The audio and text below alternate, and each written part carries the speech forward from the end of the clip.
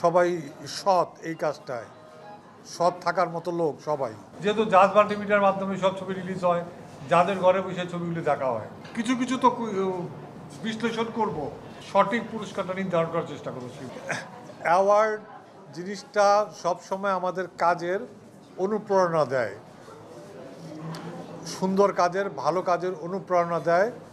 সেই জন্যই যারা কাজ করেছে 2024 সিনেমা, নাটক, ওয়েব ফিল্ম বা কন্টেন্ট ক্রিয়েটর যারা আছে, তাদেরকেই আমরা বাছাই করে যারা সবচেয়ে ভালো কাজটা করেছে, যারা যোগ্য এই পুরস্কারে, তাদেরকে আমরা বিচার বিশ্লেষণ করে তাদেরকে আমরা যোগ্য বলে মনোনীত করব। এইখানে যে জুরি বোর্ডটা আছে,